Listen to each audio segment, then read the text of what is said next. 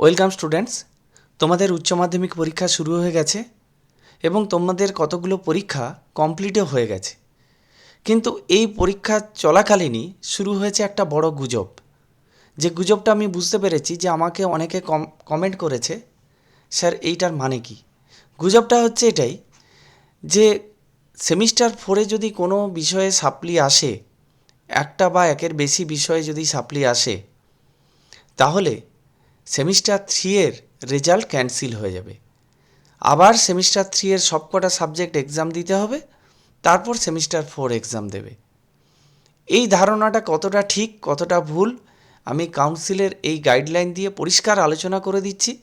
তোমরা নিজে ভালো করে শুনে নাও, বুঝে নাও এবং এই গুজব থেকে দূরে থাকো এবং দুশ্চিন্তা মুক্ত হয়ে পরীক্ষায় মন দাও। এখানে প্রথম পয়েন্টটা বলা আছে যে কেউ যদি সেমিস্টার 3-তে ফেল করে, তাহলে সেমিস্টার 4 এক্সাম যখন হবে তখন সেমিস্টার 3-এর সাপ্লি এক্সাম সে দিতে পারবে। ওই সাপ্লি এক্সামে যদি আবার সে ফেল করে, তাহলে যখন সেমিস্টার 3 এক্সাম নেক্সট ইয়ারে হবে তখন সেটা সাপ্লি হিসাবে দিতে পারবে।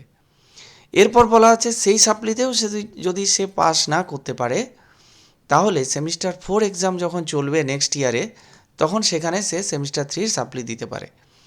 এইটা গেল সেমিস্টার 3-এর সাপ্লির পদ্ধতি। এবং সেই সাপ্লি দিতে দিতে সে যদি পাস না করে, তাহলে সে কত বছর অবধি করতে পারবে? সে আগামী 7 বছর অবধি, রেজিস্ট্রেশনের 7 বছর অবধি এই সাপ্লির পরীক্ষাটা সে চালিয়ে যেতে পারবে এবং 7 বছর পর তার রেজিস্ট্রেশন ক্যান্সেল হয়ে যাবে। আশা করি এটা কারো হবে না, এটা এক্সেপশনাল কেস। যেহেতু রুল, তাই কাউন্সিল তার রুলের মধ্যে লিখে রেখেছে। 5 নম্বর পয়েন্টে লিখেছে semester supplementary examination conducted by council. 3 এবং 4-এর যে সাপ্লিমেন্টারি এক্সামিনেশান কাউন্সিল কন্ডাক্ট করবে।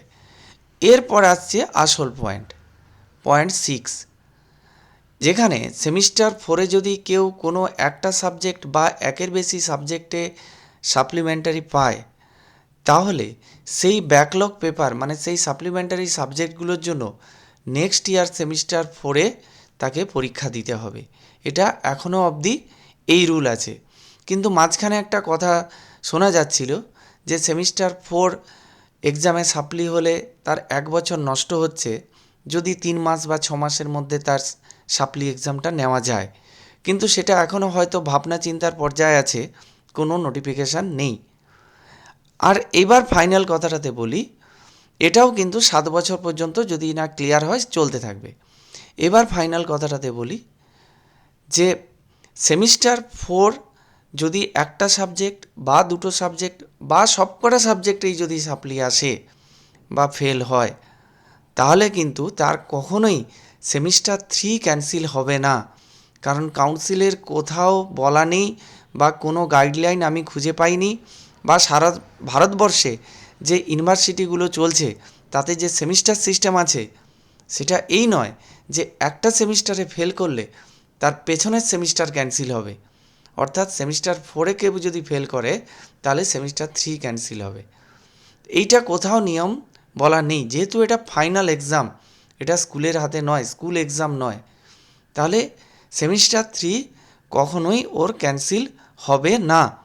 ও সেমিস্টার 4-এর ওই ব্যাকলগ বা সাপ্লি পেপারগুলো নেক্সট ইয়ারে সেমিস্টার 4-এ দিয়ে কমপ্লিট করবে। এটাই হচ্ছে রুল এবং এটাই ফাইনাল। তোমরা গুজবে কান দিও না, তোমাদের বাকি পরীক্ষাগুলো মন দিয়ে দাও এবং পরীক্ষা সংক্রান্ত কোনো প্রশ্ন থাকলে আমাকে কমেন্ট করে কমেন্ট বক্সে জানাও, আমি তোমাদের প্রশ্নের উত্তর দেব। এবং আমার চ্যানেলে নতুন হয়ে থাকলে আমার চ্যানেলটি সাবস্ক্রাইব করো এবং এই গুজবটা যাতে না বেশি ছড়ায় বা তোমাদের বন্ধুরা যাতে আতঙ্কিত না হয়ে থাকে, তাদেরকে আমার এই ভিডিওটা পাঠিয়ে দাও। তারা অন্তত এই ভিডিওটা দেখে আশ্বস্ত হোক এবং তারা তাদেরও পরীক্ষায় মন দিক। এবং ভিডিওটি ভালো লেগে থাকলে অবশ্যই লাইক করো। তোমাদের পরীক্ষার জন্য অনেক শুভকামনা রইল। আশা করি তোমাদের সমস্ত পরীক্ষা ভালো হবে এবং এটাও আশা করব যে তোমরা 4th সেমিস্টারে কোনো পরীক্ষাতেই যেন না সাপ্লি পাও। Thank you.